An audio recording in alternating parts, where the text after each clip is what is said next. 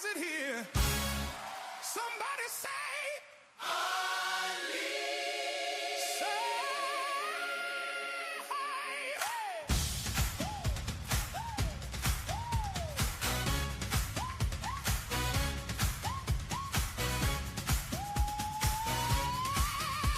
you're in front of the speakers, you're in front of the screen, and Jim is on that microphone just like the Lord intended. Jamie Lakey, unleashed, unfiltered, unafraid. He says the things you're scared to say right out loud. In your face, from the DC swamp to culture and the saints, my life, that's a God, but he loves Jesus and names. Turn it up, turn it up, turn it up. Jimmy Lakey, unleashed. Politics, culture, even Jesus proclaimed. Information, infiltrating it, all in his name. No fear in this house, no fear in this white kid. Truth makes you nervous, you're in the right place tonight. Come on. Jimmy Lakey, unleashed, unfiltered, unafraid. Oh yeah, he says the things you're scared to say right out loud. In your face, from a DC swamp to hearts that need flame. Crowd it up, Jimmy Lakey, unleashed.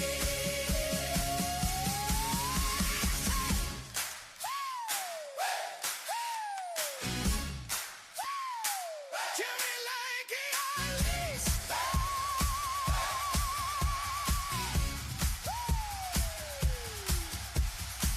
Welcome up, church.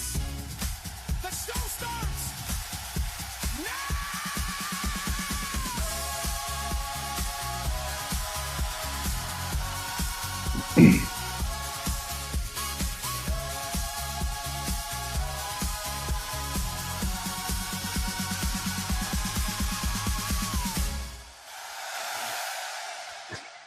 I feel like I should stand up and dance. I almost did. I almost just stood up and did a little dance there, but I decided not to because I didn't want to distract from Brother Leroy and the Jimmy Lakey Mass Choir. Delilah's over there going, this may be her favorite of the new jingles and intros that Brother Leroy did for us a few weeks ago.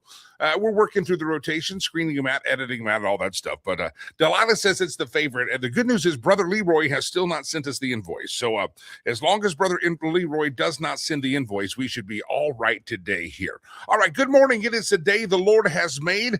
Rejoice, my friends. Here we are on the 12th day of February, year of our Lord 2026.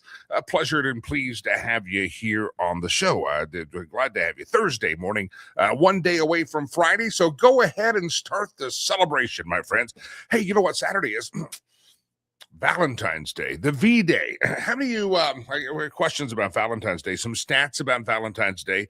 There's a survey out there. We're getting some news in a moment. It says 82% of people think that Valentine's Day is all a trick. It's all a trick just to get you to spend money. It's a date created by Hallmark and American Greetings, and it's a trickeration.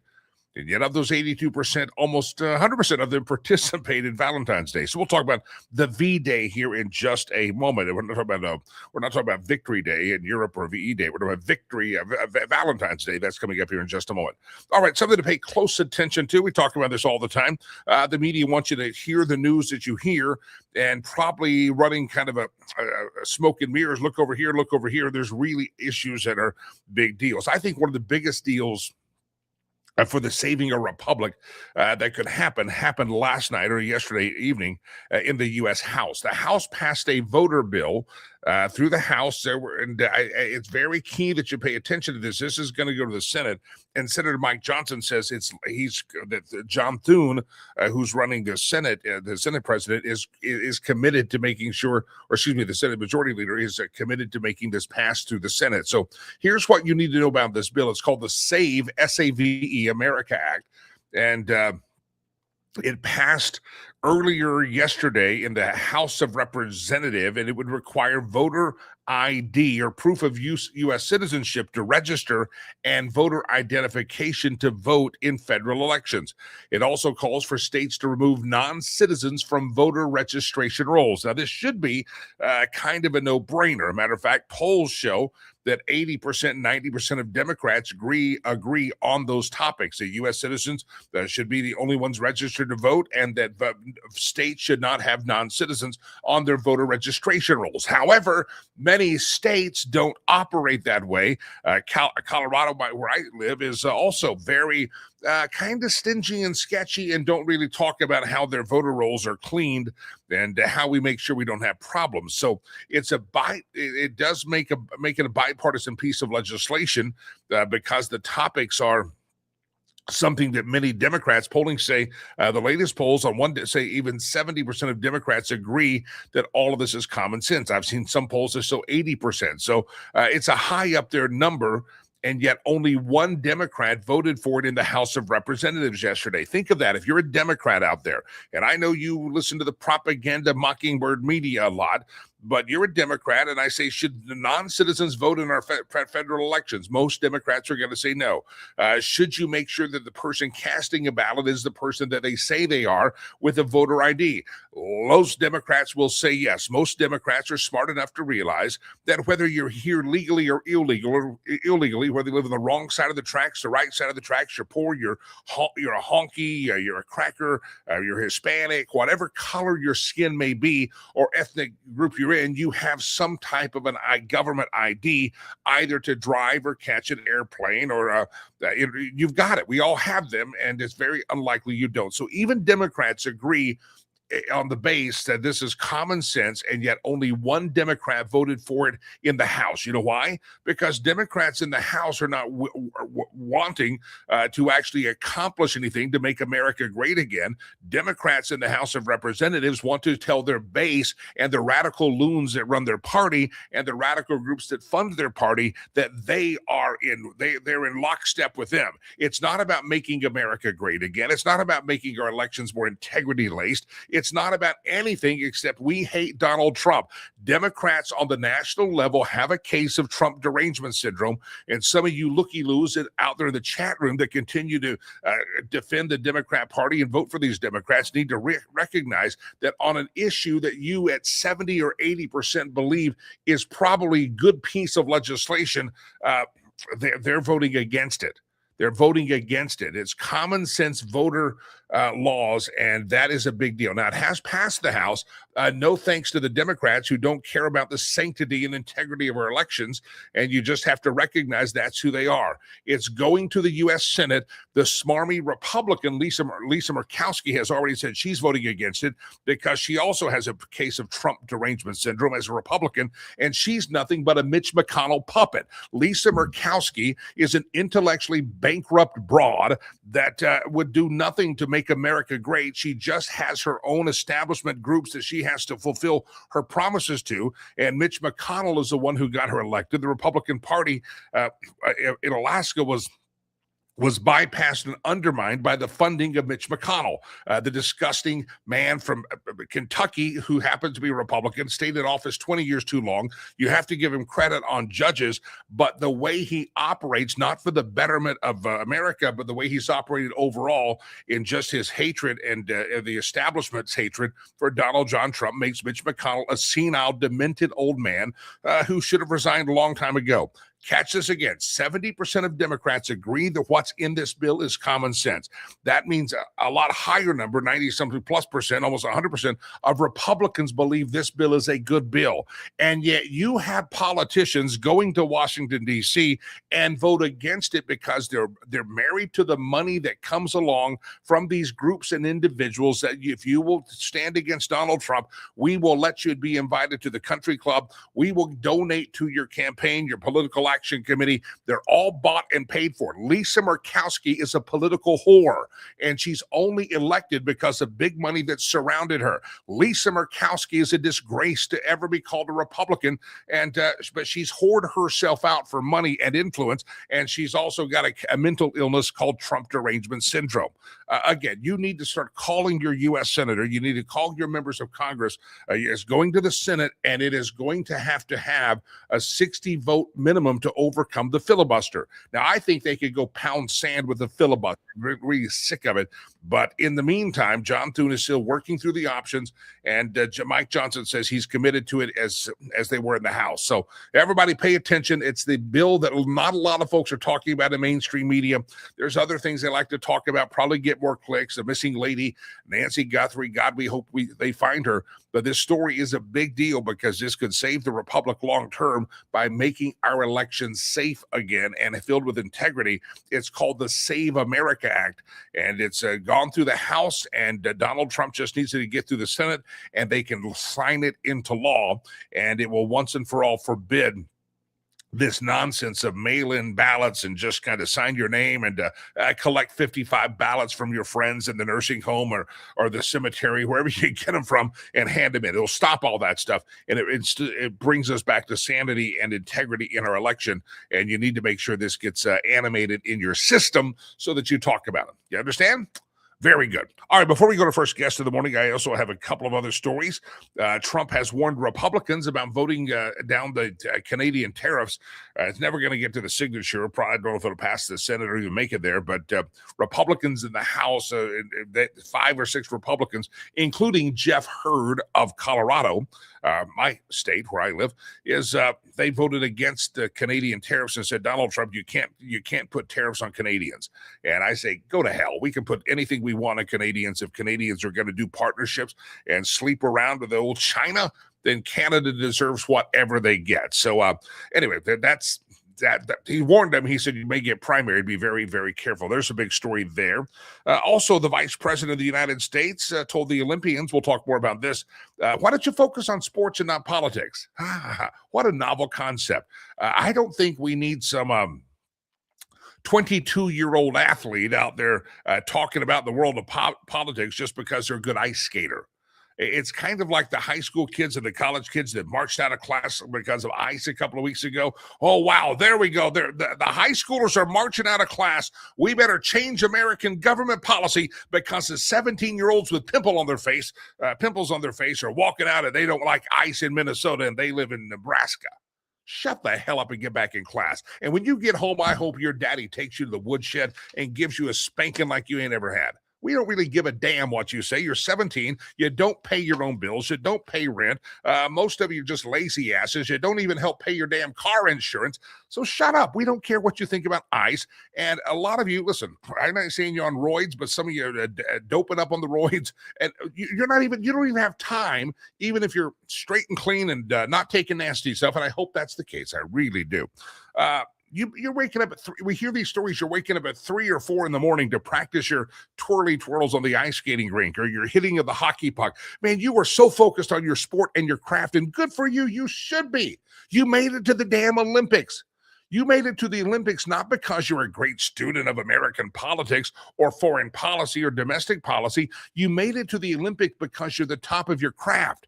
And so maybe you should just not be commenting using your platform to talk about issues that you haven't had time to focus on. And the reason you haven't had time to focus on is because you become good enough to go to the Olympics. Listen, you can become the top talk show host on YouTube, media, broadcast, podcast, streamcast, and you be Joe Rogan.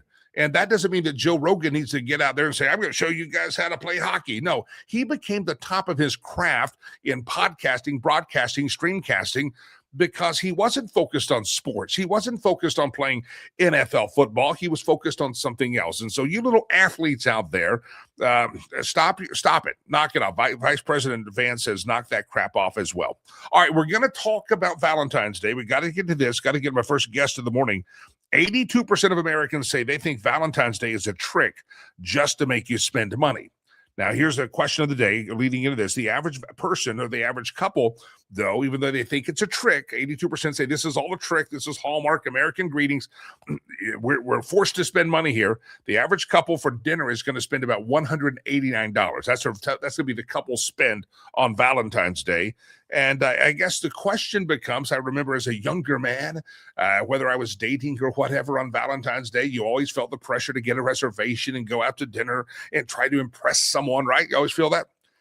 How many of you still do that? How many of you just stay home? Do you make a home-cooked meal for Valentine's Day? Is Valentine's night, which is this Saturday, by the way, is that going to be a big romantic evening out on the town, or are you over that? Is that something the youngsters do, go out on the town for Valentine's Day, and the older folks, the more mature of us, we decide to stay home? I'm just curious, how will you spend your Valentine's Day? Do you do it in or do you do it out? I'd love to hear your take on that. All right, we got lots of things to get to this morning. Jay Ratliff coming up, our aviation travel expert. Always a pleasure to talk to him. Our first guest is Julian Hagman, but we also have former sergeant for the LA Police Department, Marlon Marach, is coming on, and David Cancio is going to be on. Marlon's going to talk about the Nancy Guthrie abduction and some law enforcement issues. And David Cancio, Cuban immigrant, is going to talk about what was really said by old Bad Bunny. So all of this is coming up. You don't want to miss a part of it. Glad to have you here. If you're new, don't forget all the platforms out there. Thousands of earballs hear this show by the end of the day. A lot of you see it live on all the streams, Facebook, Rumble, everywhere out there. And just put your comments in. They pop up on the screen, and producer Chad sees if they add any merit to the program. All right, let me introduce to you Julian Hagman. Mr. Hagman's been on with us before, and I hope you remember him. He's a great guest, and I'm glad that he can be with us today. And let me just pull up I got to get to the right screen so I can hit the right button. He's the Chief Operating Officer of Caring Professionals, testified before the New York State Senate Joint Committee of the Senate Standing Committee on Health. And we've all been watching the fraud in Minnesota. We now know that Nick Shirley is headed out to California to expose fraud from there. But Julian Hagman is looking at New York, and it just seems like everywhere we turn, we have waste, fraud, and abuse happening. And Julian Hagman's on the topic. Mr. Hagman, welcome to the program. Thank you very much for having me back, Jimmy. I really appreciate it. I appreciate you hopping in here. I heard yesterday President Trump in an interview with someone, I don't remember who he was interviewing with, said with the amount of fraud that we have in Minnesota on Medicaid, Medicare, and what's going to be exposed in California, Minnesota, and what you're talking about in New York, he says that we would not even have a federal budget deficit any longer. Our balance sheet would be even if we just got rid of this waste, fraud, and abuse. Give me your thoughts. Obviously, it's not just Minnesota. It's happening in New York. It's happening everywhere. It's happening in every state across the country. It's not exclusive to a New York, a Minnesota, a California issue. This is an issue that has been ongoing for decades. It's when people become very greedy and get comfortable and make the relationships to be able to, go in and fill up their pockets with state funds, which, are a result of Medicaid, Medicare, federal funding, state funding, and, they just line their coffers. And it's getting to a point now where, state budgets are extraordinarily high. In New York, we're almost at $200 billion in just health for our state budget for 1 year. I mean, it's ridiculous when you look at that. And, a lot of this, waste comes in the form of middlemen, right? That are just eating at the line item of that budget, right? The big insurers, the consultants that, they go in and they sell their services to the state, and it's not needed. It's not needed at all. There's good providers on the grounds that can work with the state to help improve programs and cut out these middlemen wasteful expenditures. Now, in Minnesota, we see that Tim Walz, when the fraud was getting exposed there, suddenly they had some orchestration of light the city's on fire and they're rioting, and that took the spotlight off of the corruption. And what did Tim Walz know about the waste, fraud, and abuse happening there? I believe in Minnesota, you and others have called for the New York State to audit their records and see how much waste, fraud, and abuse. So rather than have Nick Shirley come in and find some of it, why don't we be big boys and girls, and why don't we try to find the waste, fraud, and abuse that's here? And Kathy Hochul, your governor, has said, no, don't get crazy here. An audit, we don't want to do that. Of course. Why would you want to audit anything that New York State does, right? We're perfect in New York State. There's not a cent that goes to waste, fraud, and abuse here. It's ridiculous. There was the $12 billion CDPAP contract that was given to a company through a no bid sham request for proposal process, right? That is even excluded by comptroller review. So even if you have specific programs where I'm yelling and many people are yelling that there's fraud in the system, the governor, in all of her glory, says, well, we don't even want to audit that. I'm going to bypass comptroller review for this contract. And it's just one example of hundreds in New York State that happen every single day. Well, you write a lot, and people hear a lot in New York about CDPAP. CDPAPs, that stands for Consumer Directed Personal Assistance Program, and you would talk about what that means. But here's a question for you: New York Medicaid is where a lot of this fraud is coming from. And people say, well, the New Yorkers voted for Kathy Hochul. They get the government they deserve, which is true, except New York Medicaid is not funded just by money from New York voters. They get federal funding, which means us here in Colorado, they take money from my paycheck, and some of that money ends up going into the Medicaid of New York. Same for every state. Just because it's happening in Minnesota doesn't mean it's not affecting you. It's still your money when it comes to Medicaid, because states, you can help us understand the measure of it, but states, their Medicaid programs are also funded by U.S. taxpayer dollars and the federal government. Correct. And, what Nick Shirley did in Minnesota is great. What is happening in California with Dr. Oz, uncovering all this fraud is great. But they're looking at the end providers, which is a big issue, right? For people skimming off the bottom. My whole concern, I'm coming from a provider community of good standing providers that want to do what's right. It's really coming from the top down. So, how did these people get the contracts in the first place, right? They needed to put an application into the state. How did all those contracts get approved, right? And so that's where we really need to start looking, because it's not so much the end recipient. And yes, that's a big issue. It's a big fraud issue about people skimming off the from the Medicaid program, from the provider aspect. But what about the contracts fraud? What about the people that are friends with the governors that get these no bid contracts for billions of dollars that have no business being in that contract in the first place, that then just utilize that money to build a business from the ground up from free state money, from knowing somebody, from having relationships from state government, and then the providers that are the reputable, long-standing providers in the communities. We don't get a fair shot at that contract because we were already excluded before the start. Well, a lot of times politicians will campaign on the fact that person wants to cut spending on health care, Medicaid, whatever. This person has increased, and look how good they are. The point is, it doesn't matter whether it goes up or down. The point is there any oversight on where the money goes? Because a smaller amount of money with proper oversight can be much more effective with a large amount of money that's just getting hauled into back alleys and brother-in-law kind of deals. It's the oversight that the politicians campaign on the amount of money, or the level of spending, or the lack of spending, and yet what the voters need to focus on is where the money is actually going, not how much we're spending on it.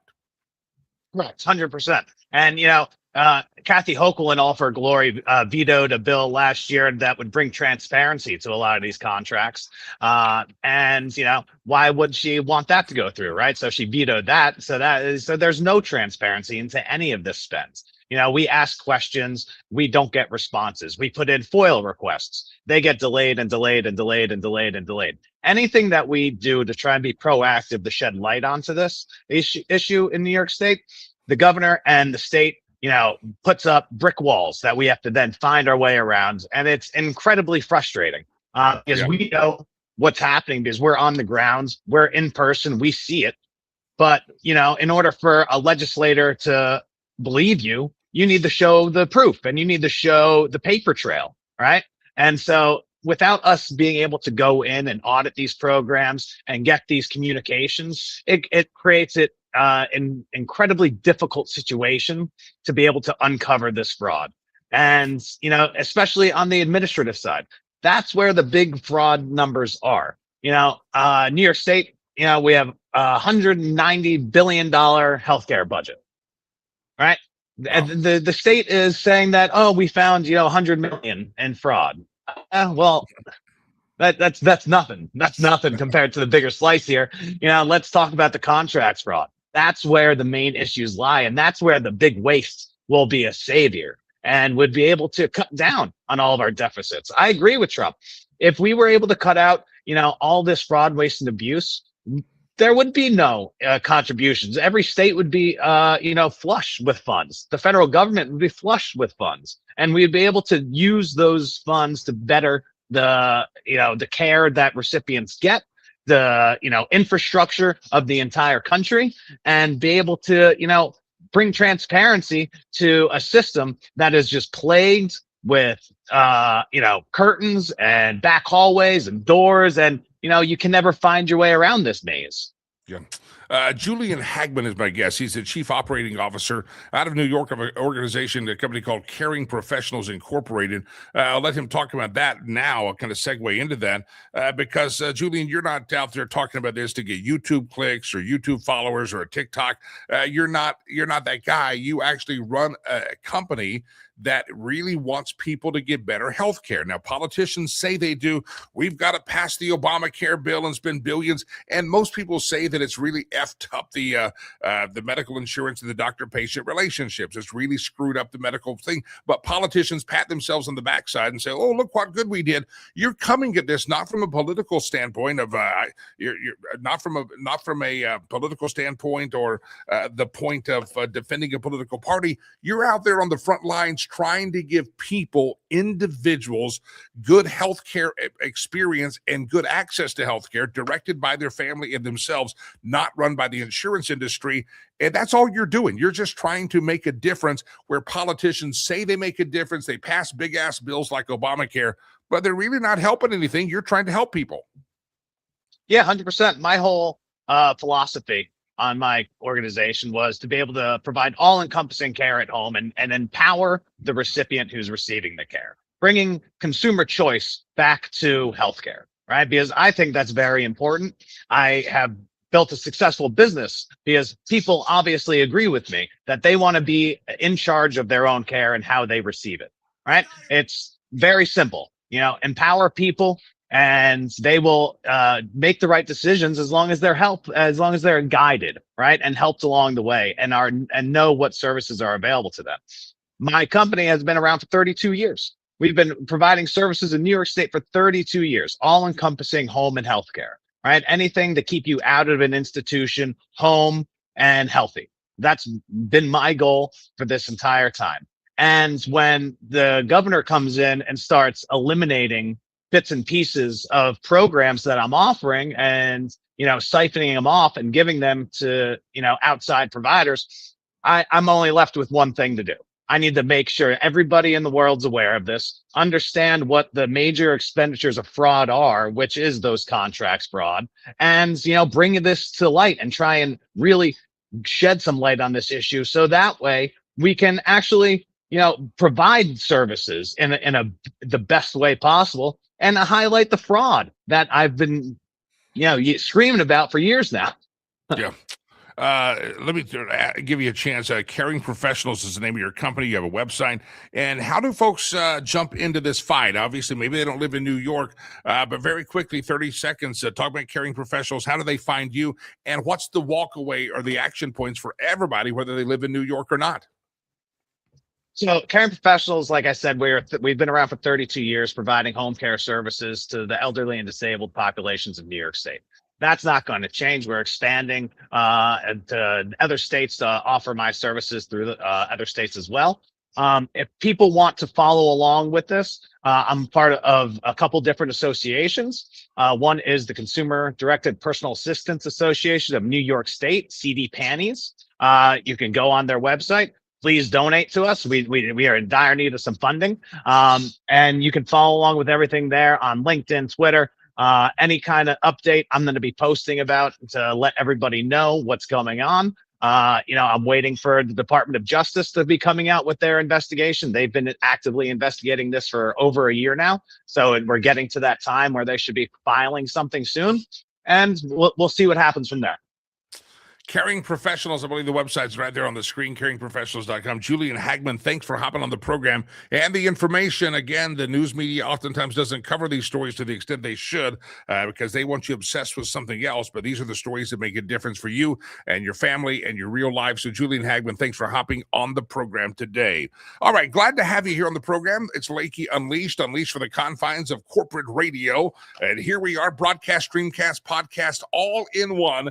And don't forget, you're not alone out there. Thousands of earballs literally hear and or see this show every day, and we appreciate you being a part of it. Don't forget to comment. We have a question of the day going, how are you going to spend your Valentine's Day? 82% of Americans say Valentine's Day is a trick to make you spend money. How many of you feel that way? And with that, what are you going to do? Stacy says, we go out of town for Valentine's Day because it's our 14th anniversary, plus my birthday is a couple of days later, so my husband gets everything done in 1 week. That's convenient.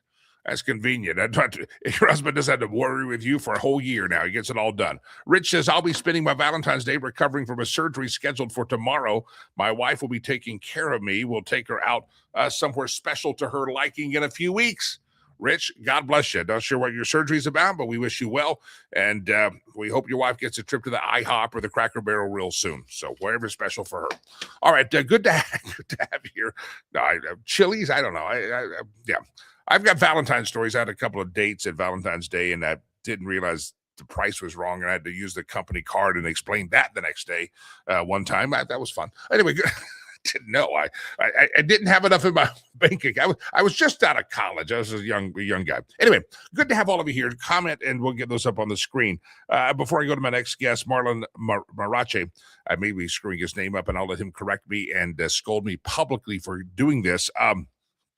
Don't forget Sherry Cree, one of the great sponsors of our show. So many people make this show possible. Sherry, very visibly on the program every day, she is.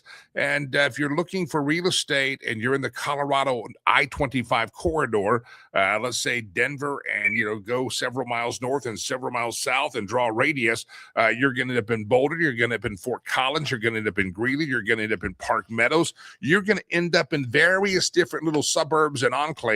And Sherry wants to help you not just get the right house or sell your house for the top dollar. She wants to approach it from a way in which you're going to be able to create generational wealth.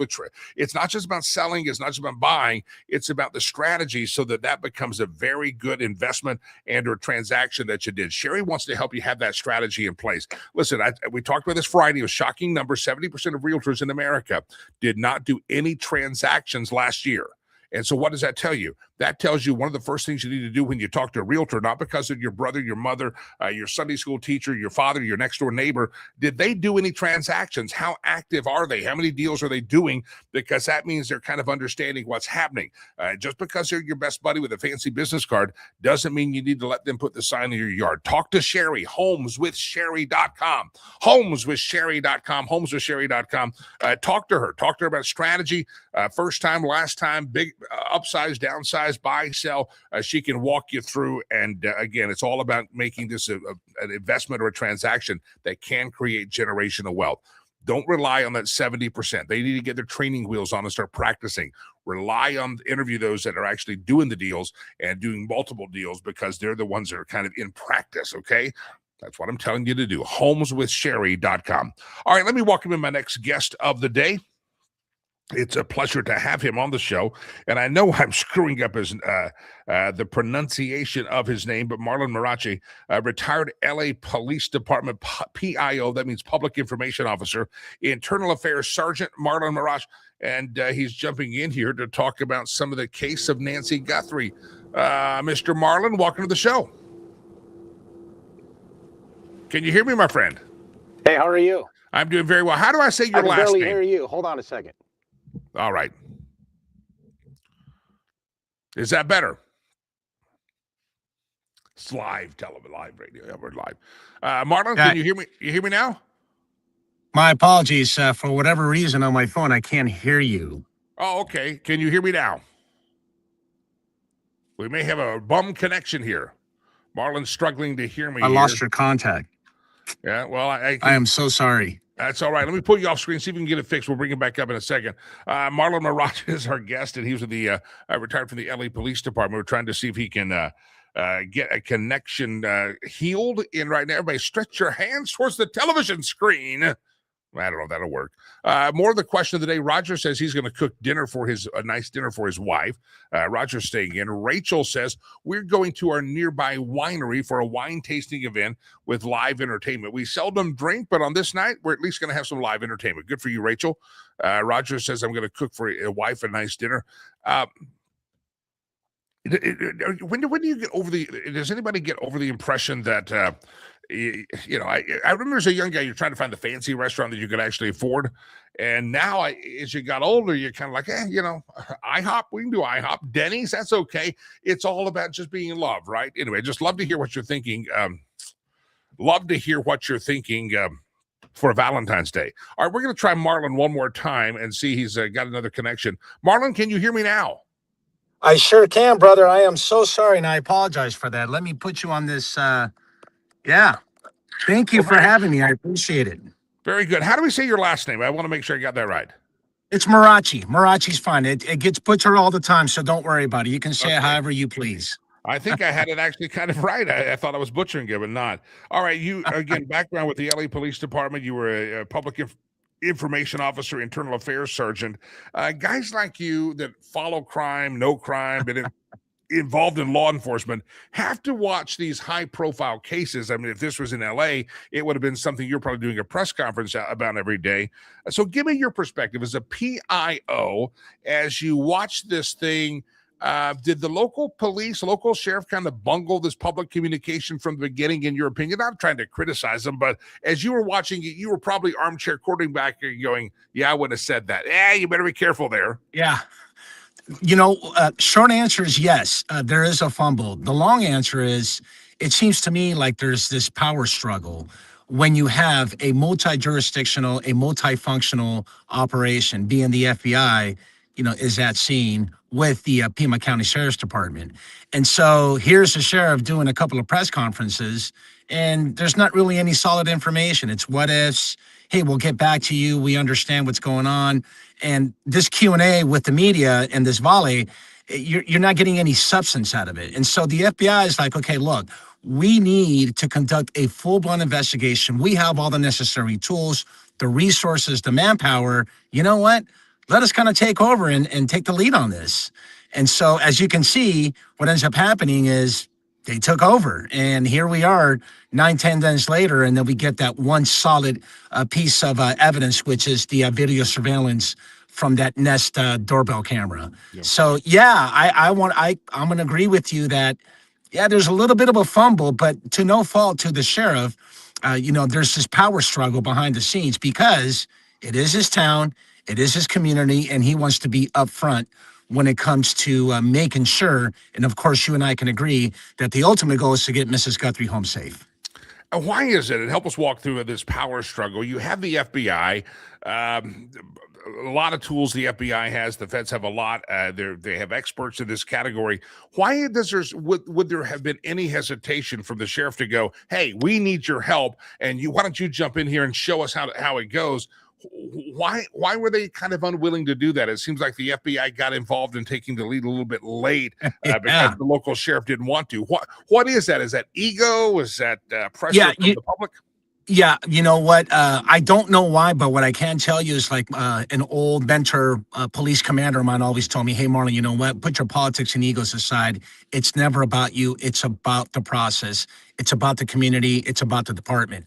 And all I can think of is, again, we could have expedited, and this is just my opinion, we could have expedited these evidence knowing that when you release, right, that Nest doorbell camera video surveillance, next thing you know, you're getting like north of 4,000 tips.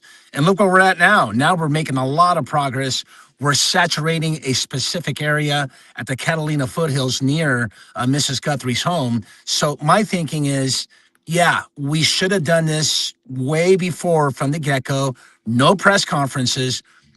Definitely do a press conference and give the information about, hey, we have a reward. If you've seen them, this is what we're looking at. Yes, this is a kidnapping abduction case. There is some ransom notes. We don't know more information about that, but if you have any information, please get a hold of us or call the 1-800 hotline. You mentioned those 4,000 tips that started coming in. How does any agency, the FBI, the feds, the locals, how does anybody triage all that? That's just an impossible amount. And then have it digested within a couple of hours so you can start taking action if any of them are timely. How does that process go? Very good question. What I will say is, you know what? They're the experts. They have the training experience to be able to decipher and to disseminate certain information. And you know what? Kudos, and my hat goes off to the FBI for grabbing a specific lead and being mission specific to go and follow that lead. And like I always say, no stone goes unturned. Your guess is as good as mine, but I can tell you is that there's a command post. There's a lot of personnel. There's a lot of manpower, a lot of horsepower working all these leads. And again, it takes those experts in the FBI to determine which lead is really a solid and a good one and take off and go with that. Last night, I believe it was Fox News was reporting that the FBI were walking down the street. The New York Post was with them, and they found a black glove, and then maybe they found a pair of black gloves is disputed. And I'm thinking, oh, good, maybe it's a break in the case. And you're like, well, it could have just been any pair of black gloves. We don't know. So the news media goes to run with this to give us maybe some false hope, but never mind, we're not sure. Yeah. And I'm thinking, it's a mile from her house. Why 11 days later are you just now finding this clue? That seems to be kind of a long time. If that's going to be the breaking clue, why did it take them 11 days to canvass the neighborhood? Yeah, very good question. And what I will say is that, yes, all these national media outlets sensationalize every single move. As you can see in Fox News, I watch it all the time also. They're on the ground, man. So for every little move and for every little piece of evidence that they think that they might have, and again, we don't know if this glove is an actual evidence of the possible suspect or suspects, right? But every single move counts because it has been nationalized and sensationalized as well. The fact of the matter is that I'm in agreement with the FBI and a lot of the experts. It took a little bit longer than usual. We should have been expediting these saturated areas and conduct a full-blown search way before the 10-day mark. And again, that could have been behind the curtains, behind the scenes, a power struggle as to who's going to take lead, because it's super important to ensure, who's got the lead on this and go with that. And so to me, I just feel like we could have done this much earlier. One of the baffling things is the little old Nancy Guthrie, 84-year-old. You're thinking, what would be the motivation? Of course, her daughter is famous, Savannah Guthrie from NBC. Is that something that you try to figure out early on so that you can kind of know which way to go? I mean, it just kind of seems random. This random house of a little old lady in the Catalina Hills area of the Tucson area, and now we have this abduction. What it seems like. Yeah. You don't know where to start unless you know where the killer or the kidnapper or the perpetrator or whoever was what was their motive. It seems like that would be very helpful if we could figure that one out.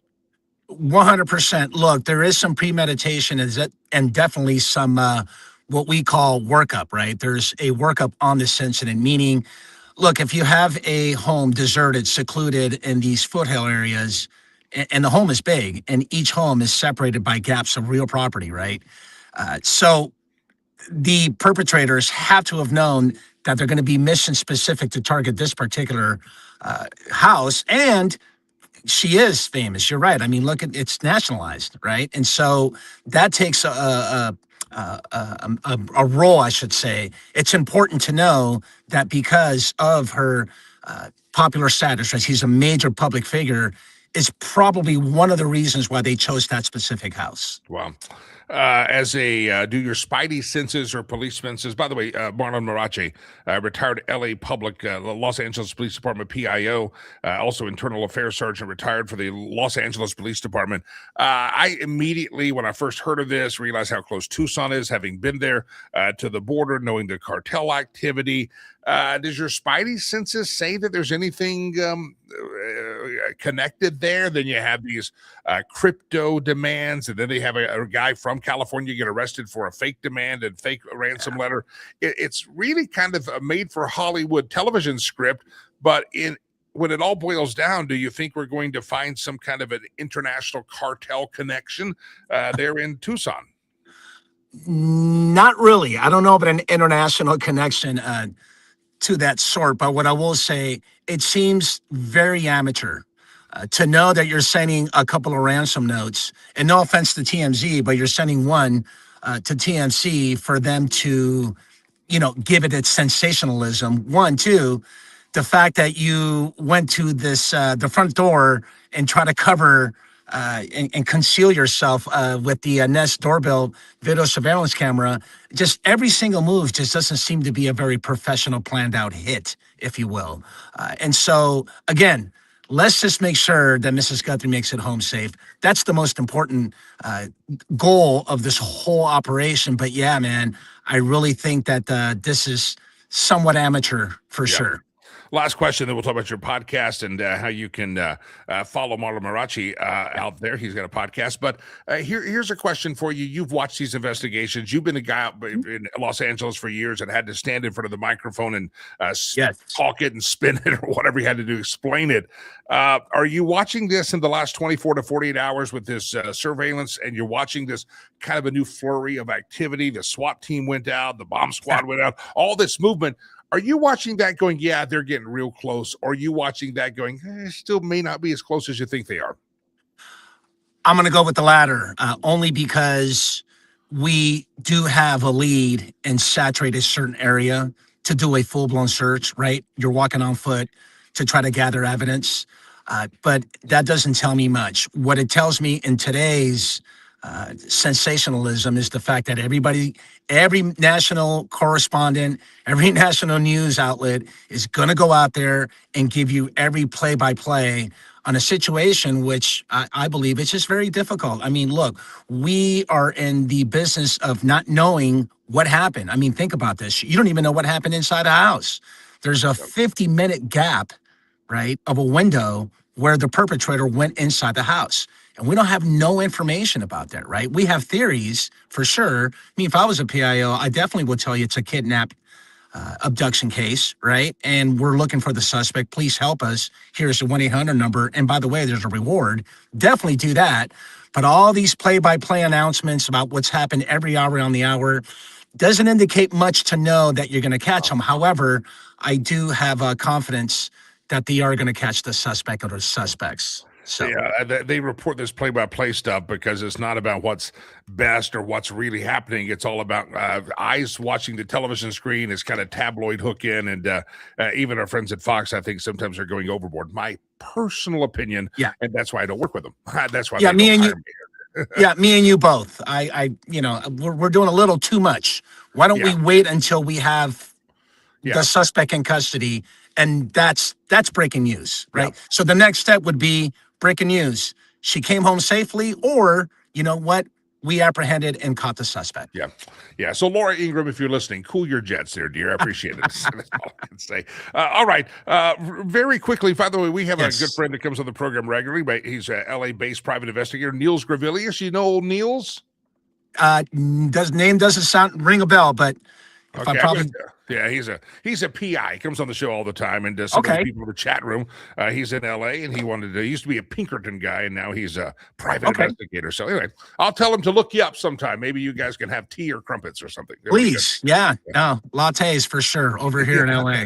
Oh, in LA, a little cappuccino with your pinky up. All right, you've got a podcast, Marlon Marache. What's your podcast about, and how do people find you? It's a rebrand. I used to be the IA guy. Well, I will always be the IA guy, a police podcast, to now the Marlon Marache show. We decided to expand on law enforcement incidents, sensationalized national, like this one in particular.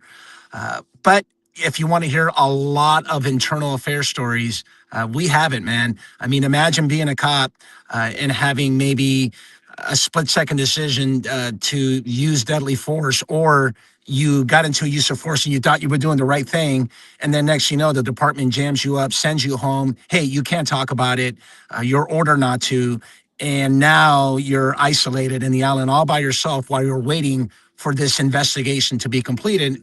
Come to find out about a year later, the department tells you, you know what, we got it wrong. Sorry about that. Just go ahead and go back and patrol and be safe out there. And so a lot of these internal affairs stories are very taboo. We don't talk about it in our culture. And so I decided to started a channel about that, and we're growing every single day. God bless, 2 years in, and we're at 1.6 million views.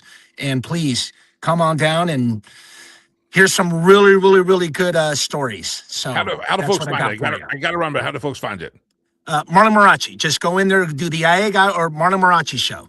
You got Two it, Marlon. behind the badge. Appreciate you hopping on the program. Thank you very much. God bless you. And everybody go check out his show on the podcast platform, Spotify, etc. Marlon Marachi, or the IA guy. So go Internal Affairs. That's what that stands for, if you're playing the home game. All right, I'm running behind. I got to move quickly. Got a long, as they said in the old 70s movie, you got a long way to go and a short time to get there. But we're going to do what they say can't be done. Delilah, Smokey and the Bandit. That's the movie reference. All right, David Cancio is my... Don't put that finger up in the air. That's impolite. I'm going to call HR. Well, I am HR. Never mind. David Cancio is my guest. He's a conservative columnist, a Cuban-American, and co-author of the Gabriel Locke series. The latest book is called Gabriel Locke, Bound by Fate. And let's bring David into the program. David, welcome in, sir. How are you? I'm good. How are you? We're switching gears from Nancy Guthrie to the story that captivated our attention on Monday and Tuesday, old Bad Bunny. First of all, I got to ask you, did you watch the Bad Bunny halftime show? I did, and I was actually quite surprised. I thought that it was going to be worse than what it was, but I guess if your expectations are so low, you know, visually it was fantastic. I think they did a fantastic job visually. Now, there's speculation. We have a representative Fine has asked that the FCC investigate and fine the NFL and NBC because they said if you translate the lyrics and go back, what Bad Bunny was saying would violate FCC codes. You were listening. You're a Spanish speaker. Had he cleaned up his lyrics for the live broadcast, or was he really saying the nasty things that and dropping the curse words that some people say he was? Okay, this may come as a shock to you, but just because I speak Spanish doesn't mean that I, or quite frankly, anyone who speaks Spanish can truly understand Bad Bunny. Because when he sings, it's just a bunch of groaning noises or different noises. But no, actually, you know, he has some songs that have cleaner versions. I think that because of the aesthetic, right? And I'm not a Bad Bunny enthusiast, but I believe that because of the aesthetic, because he didn't come out in a dress and all these other things, I think he was trying very hard to keep to the lighter versions of the songs, because we all know that people have different ones. I mean, Enrique Iglesias has had one. I mean, God knows how many times they used to bleep it out just on the radio, and now they produce two types of songs. But from what I heard, it sounded pretty clean, so I assume that he cleaned them up. But there's no doubt about it. Some of his songs, if you translate the lyrics, it's not good for sure. Yeah. You hear this thing that, well, the NFL reaching out to a Hispanic, a Latin American audience. In my estimation, that's fine. They've had Latin type singers and Latin heritage people before, but to put an entire person out there that basically said previously, if you're going to enjoy my halftime show, you're just going to have to learn English or learn Spanish. What did you think of the entire Spanish speaking thing only for an audience that primarily is English-speaking Americans? Did you have any thoughts on that? Yeah, I didn't think that he was the right choice. If you're going to go with somebody who only speaks another language, like, for example, if you were to do Andrea Bocelli, which you can obviously hear his words in English, but obviously, he's famous as an Italian opera singer, right? So if you had Andrea Bocelli coming out and singing, if he did maybe half the routine in Italian, the other half in in English, I don't think anyone would really complain, because here's the strength of what he has, and then here's the other thing, appealing to the audience. In this particular case, it's not even just that Bad Bunny did the whole thing in Spanish. It's the fact that it's Bad Bunny. It was a controversial choice. Turning Point USA created their own halftime show with Kid Rock. I mean, we have to ask ourselves, why would the NFL, of all the people you could pick, why would you pick him? Yes, did he have the number one, album last year or whatever?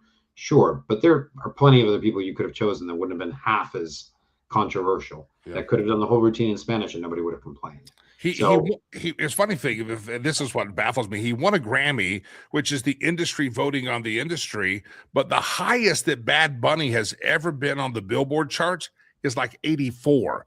Now, we all grew up with the American Top 40, Casey Kasem, now Ryan Seacrest hosts that. And man, if you hit the top 40, it's a big deal. You get number one. This guy's never gone below 80 in one song. I mean, he's no one seems to really have known him except in the industry. There's some kind of like, let's prop him up. Let's all vote for his album. But the people were not voting for his album. And that's what's baffling. It wasn't even a lot of my son and some of his friends, he's a just turned 21, teenagers I've talked to, they're like, I don't know who the guy was. I never heard of him until the Super Bowl. That's what's fascinating. Why prop up Bad Bunny when there's other representatives of that Latin community that probably could have been much better representation? The only thing I can think of is that Bad Bunny, when he got his start, was being propped up, if I'm not mistaken, by one of, Dictator Maduro's government guys. Yeah. He's been propped up by a Venezuelan communist for a long time. And so the only thing I can think of is that the NFL was probably, thrown Bad Bunny because, he has the number one album. He won a Grammy, all these different things. But they probably could have thought about it a little bit better. I think they were trying to appeal to a Hispanic audience. I think to a degree that backfired, although they did get 156 million people that watched the halftime show, most of them probably being from Puerto Rico, the Caribbean, and other Latin American places. But, again, it wouldn't have been the choice that I would have made by any means. You and your father partnered together to write the book, the series, Gabriel Locke. The latest one is called Gabriel Locke Bound by Fire. And I'm sure as people, especially your father is a Cuban American and you were born here in the U.S., but I'm sure that there's some experiences that if you're going to tell the Latin America or the immigrant story, you'd rather them hear your story than the Bad Bunny story. Talk about real quickly the book, the series your dad and you have put together, the book series, and what you think would be a better takeaway for America to understand about immigrants, sir. Yeah, absolutely. I mean, Bad Bunny is without a doubt an exception to the rule, not only because he's a famous musician and all this other stuff, but very few of us want anything to do with anyone who's a communist, which is obviously he was propped up by someone. Yeah. Who was affiliated with that. So that's the first thing. But Bound by Fate, Bound by Law, those being the two books that we've written in the whole Gabriel Locke series, actually covers an American who is the son of a Spanish woman and an American father. He actually practices law with his father in a two-man law firm in Miami. And what they do is that not only do they represent, your typical clients that you would have when you've been tenured lawyers, but they represent people from really all walks of life.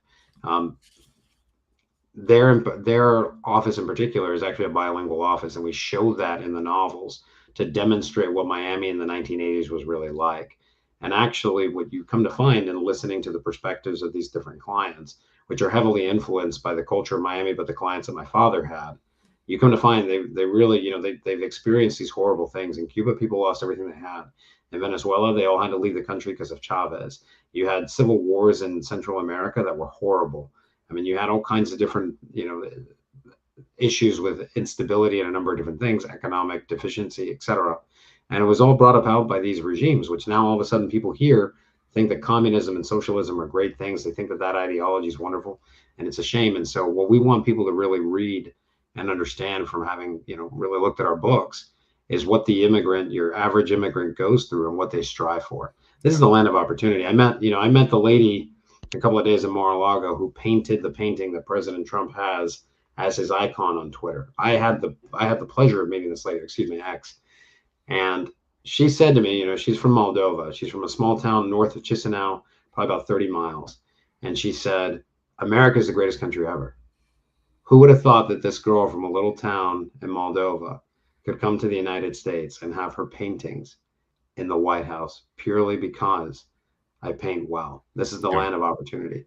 And that is an immigrant story that is reflected in our novels, and we hope just continues to go. People come here, they want to be a part of the country, they assimilate, Yep. and they love the United States.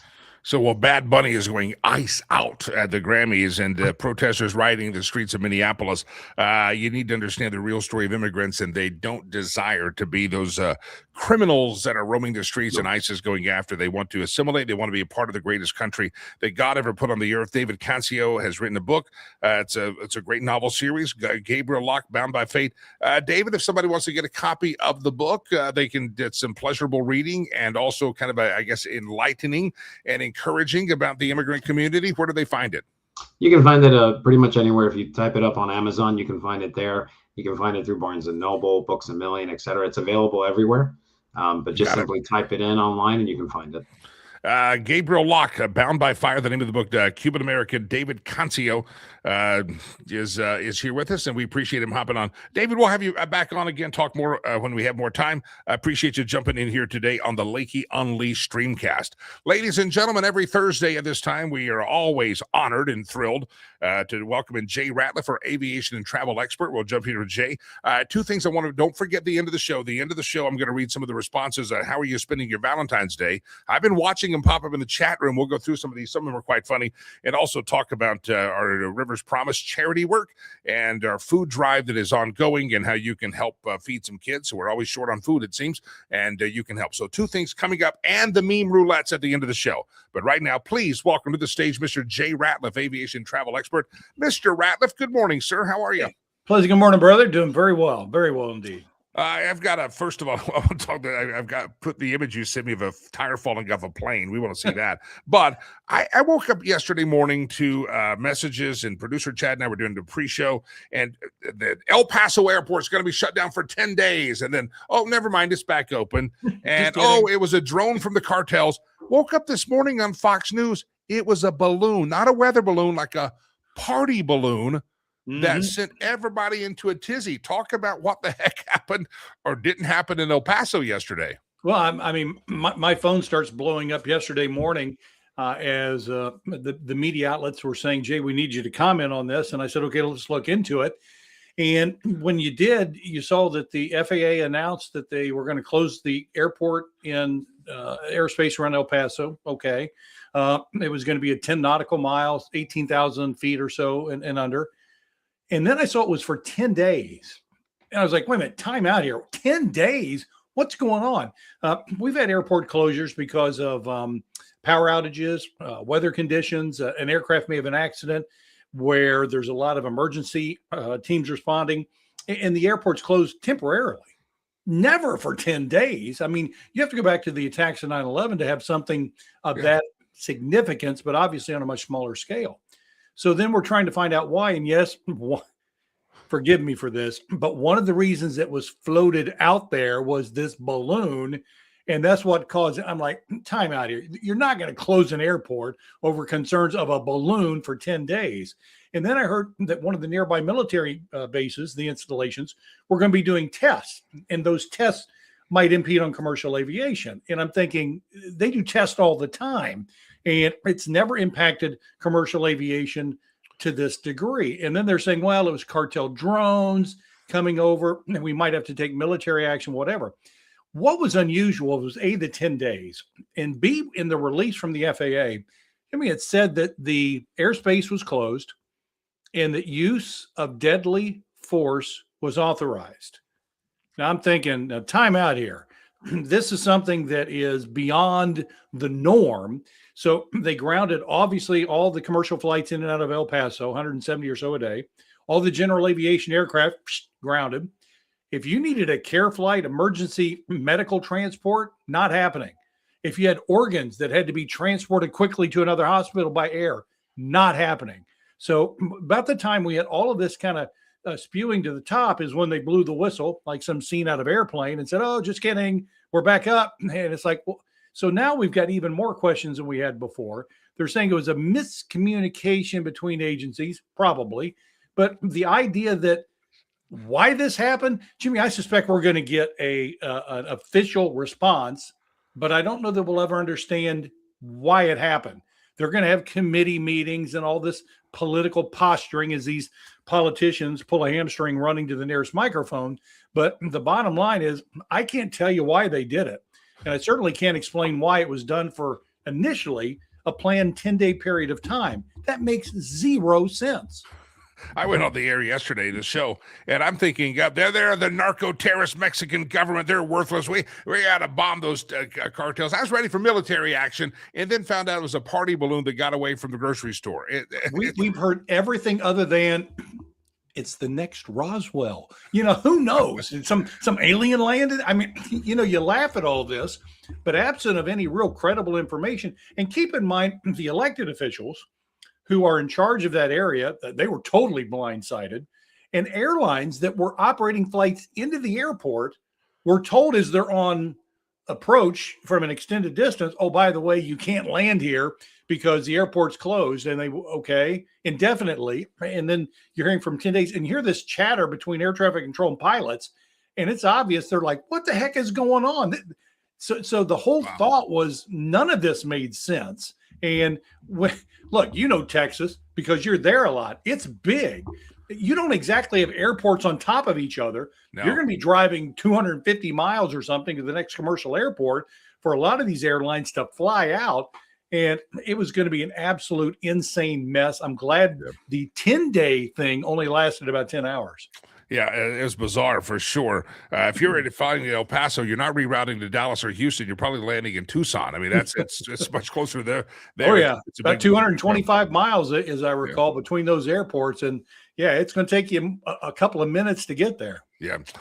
Jay Ratliff, my guest. Jay, I want to show this photo you sent me. This is a wheel falling off a departing British Airways flight. You can see it there. The wheel falls off. Did someone not tighten the lug nuts there on the ramp crew? What happened here? Don't know. Maybe we can blame this one on a balloon. This was leaving Las Vegas, and as the aircraft rotated and left the ground, they're in the process of retracting the 3 landing gears. You've got the nose landing gear and then the main, which are the right and left under the wing that are retracting. And each one of the main gears has 6 tires on it, 2, 2, and 2. So you, in essence, have 12 tires that are retracting. But as that main landing gear was in the process of folding up under the aircraft, one of those 12 tires came off. And the questions that I was getting was, Jay, how dangerous is that for when they land? I said, well, if we're driving down the interstate, we lose one of our 4 tires, we're toast. But if you're talking about an airplane that's lost one of 12, they still have 11 of 12, that's almost a non-issue. My big concern is that bad boy probably weighs 200, 250 pounds coming out of the sky. Jeez. I'm more concerned on where it lands than I am the airplane, because that's going to leave a dent somewhere, go through a house, go through a car. If it hits anybody, it's going to kill them. Fortunately, that did not happen. So the FAA is going to investigate. They're going to look at the maintenance records. It's either a part that failed fatigue-wise that wasn't caught and it was just a one and done kind of thing, or if there was recent maintenance on it, they'll go back and look at the maintenance records, see who was working on it to see if perhaps something wasn't properly done.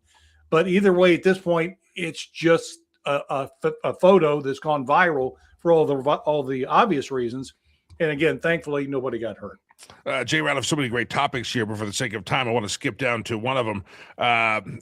We have Colorado's a big Southwest Airlines hub, and Southwest very popular around America. Mm-hmm. They recently made a bunch of changes. We've talked about that a lot. The changes they're making, assigned seatings, and and so their boarding process has changed. Oh yeah, and you have some thoughts on that. It's about 2 weeks old, I guess. The new procedures by Southwest Airlines. Well, the boarding process is, assigned seats now.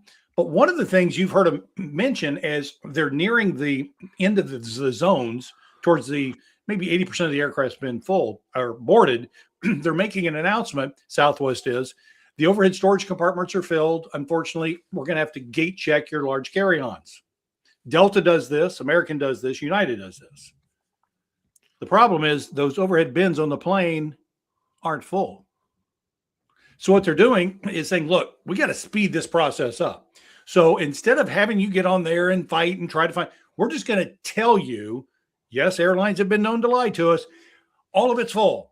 and you're going to be forced to check a bag. Now, let's say you're only going to be there for the day, so you got to hit the ground running, and you want to carry your bag both ways so that you don't have to spend time at baggage claim.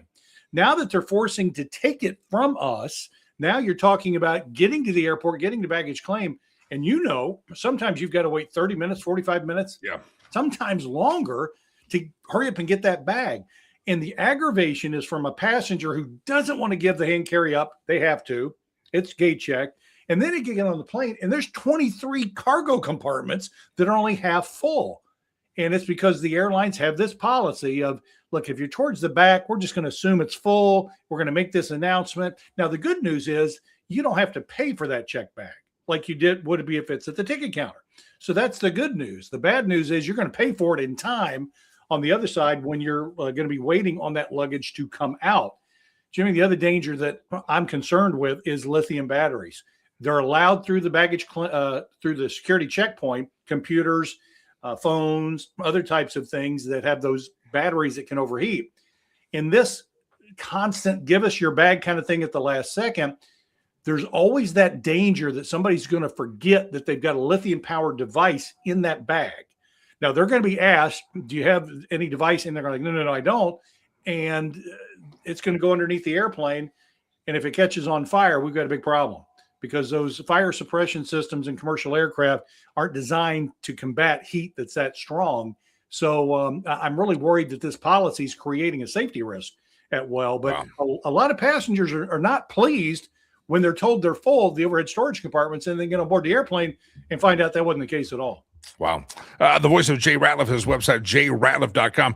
Jay, beautiful day here in Colorado. Winter has still skipped us again for another week, which I'm thankful for. I'm sure the people that want moisture are not thankful for it. What's it like traveling about the country today? Late day delays. I think Philadelphia, New York City might give us some issues, but I think they're going to be minor. So much so, I don't even want to mention them. So if you pick the day to fly, I think it's going to be a very good day to take to the skies. Jay Ratliff, always a pleasure, sir. You got a lot of great topics, and we have to circle back some of them. I still got questions, but you have things to do, and so do we. jratliff.com. Appreciate you, my friend. Thank you very, very much. jratliff.com. I appreciate Jay coming on the program. All right, ladies and gentlemen, let's read some of these comments. I saw earlier Jeff posted on YouTube, what do you do for your Valentines? You're going out?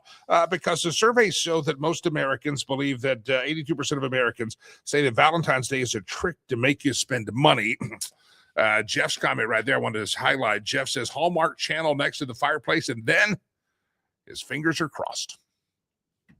That may be more information that we needed, but I guess we got it from Jeff. Well, hey, there's no such thing on this program. Oh, as Kevin says, wine pairing with a 3-course dinner for Valentine's Day in Santa Barbara. Fancy. People fancy. That's a flashing it, aren't they? Flicking it around. Look at me. Look what I'm going to do. Everybody else is like, I'm going to Arby's. I don't know. I started to say that Jeff's comment about the fingers crossed was too much information. But then yesterday, Ray talked about needing a bumper dumper and toilet paper. So maybe we're just so close here on the Lakey and Lee show that we just share things like that. So, Jeff, give us a report. Oh, don't. He's got his fingers crossed. I hope Mrs. Jeff is not listening to this show. Probably not happy that he advertised it. While he's watching the Hallmark Channel and the fireplace is going, he's thinking about other things, Mrs. Jeff, just letting you know. Brian says, I take my wife out Valentine's week on a trip out of town if she's good. If she's good. You've been a real good girl this year. I'm going to take you out to dinner. We're going to go down to the Chili's if you've been real good this year. Once a year, take you to the Cracker Barrel. Highway Living says, good to know it's a trick. I'll inform my wife of 38 years that we will not do Valentine's this year. I didn't say it's a trick. I said 82% of Americans did. But Highway Living, you let your wife know she's a good girl. She's going to get a trip down to the Denny's. You take her to Denny's on her birthday, you don't have to pay for it. Just letting you know. I don't know if they still do that. Used to be birthday. That was a big deal in college when you had no money. You went to Denny's on your birthday because you got a free Moons Over My Hammy or something. I haven't been to Denny's in so long. I don't know if they have Moons Over My Hammy. It was a good dish. Yeah. Sometimes went to after church to Denny's. I was in college as well. All right, Denny's. Moons Over My Hammy. Yeah. You girls be good. Your hubby going to take you out for dinner.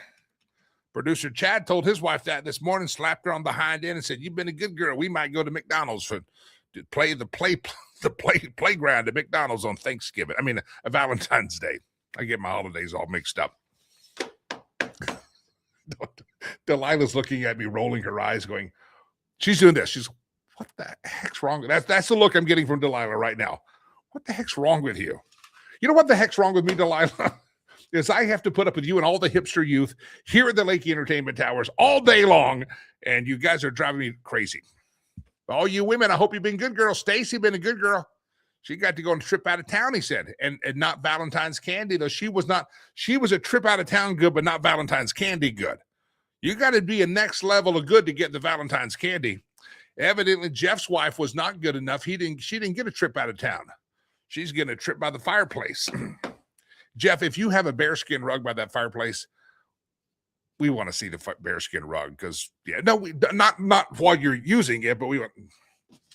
Never mind. Scratch that. Rewind. Do we have the beep, the Bad Bunny beep? Beep. I just don't know anybody's ever had a bearskin rug in their house. I've seen them on television. All right. You be a good girl there. I give you a special spot on that bearskin rug. We might even. Never mind. Never mind. All right. We got to do the meme roulette. Don't forget. Got to do the meme roulette. I don't even know what's going on anymore. We shouldn't have done the Valentine's topic, producer Chad. These people are getting dirty out there. You be a good girl. I'll take you out there to the diner. Rivers Promise. Make sure you make a donation today. It's hard to make a segue, but I'm very serious. Make a donation today. We're 8 days away from our next transfer of funds for the kids there. And to be honest, we're short this month already. We'll start catching up. But if you can help us, again, $9 of a donation to Rivers Promise buys, it sounds weird, it buys 30 eggs for a classroom. That's a day of protein serving. And I tried to break it down so sensical for you, and I'll try to spend some more time reflecting on that tomorrow. But the bottom line is we know that we have Legacy Christian Academy. We know that kids want to learn. They love coming to school. We have hardly any absences. I mean, the attendance, they walk to school miles sometimes, but they love coming to our school. They consider it such a special privilege. The problem is we just know that you can't feed a kid that's starving, literally starving, malnutrition, and it's a bad situation. There are parents that come and meet me in tears at the school and thank me for feeding their children because they'll tell me, they said, I haven't eaten in 2 days. I've had this in 2 days, but my kid eats well every day. And as long as my kid eats, I'm okay. I can handle my hunger. I'm an adult, but I don't want them to be hungry. So it is a dire situation. So when you make a donation to Greatest Need at Rivers Promise, you can sponsor a kid, send them to school, but we've got kids in school that aren't sponsored. And until we get them an actual sponsor, we need to feed them. And it's 2 meals a day. $30 feeds a kid 2 meals a day for an entire month. And so I don't want to ever be kind of the over dramatic about it, but this is what the good Lord has put on my heart for me to do and help kids. And I made a promise to my son that I'd help these kids in the land that he was born. He's been blessed to come to America and lives a very nice life, and is blessed to be able to give that to him as a dad. But there's a lot of kids that they call me dad, and I'm like, I got to take care of these kids. So help us out. Rivers Promise, $30 feeds a kid 2 meals for 30 days, an entire month. And if you don't have $30, do you have $9 to buy a round of eggs for a classroom? I mean, there's so many ways you can help out. Maybe you can buy $900 worth of eggs. I don't know, but can you do something? And as we talk about love and romance here in America, just have a little love and affection and some love for these kids they love coming to school. They really, really do. But a lot of times we've got to feed them, and that's a priority. But malnutrition is a very real thing. We don't really know malnutrition in America. We think we do. We don't.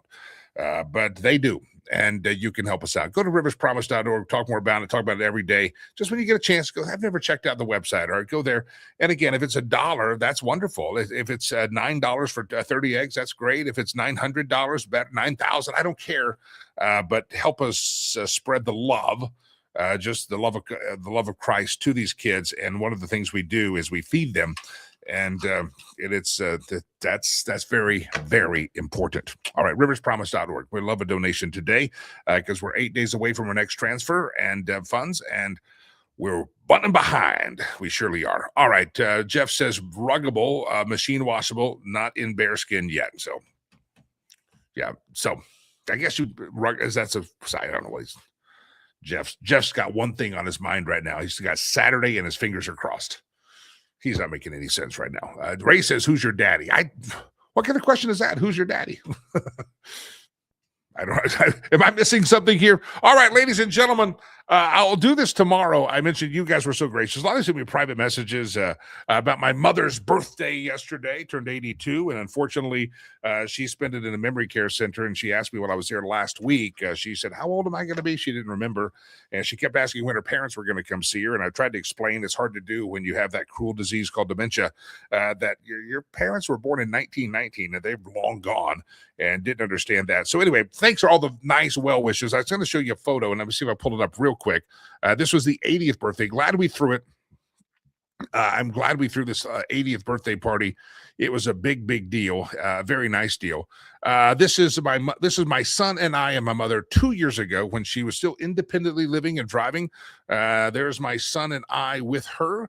There's my son River. There's my mama, and another cool little photo someone snapped, and I shared this out last night as well. That this is us sitting at the restaurant. I threw a big party for her, and there's another one, just her and I sitting at the table. So different year this year, but thank you. A lot of you send very kind messages to me, and I do appreciate that indeed. I do appreciate that indeed. Thank you very much. Thank you. Appreciate it. All right, everybody good? Don't want to make the show about me, Delilah. Kind of, we do. All right, I got to do it. Stolen memes. Roll round and round the globe we go. Where we steal the memes from? No one knows. Guys will know each other.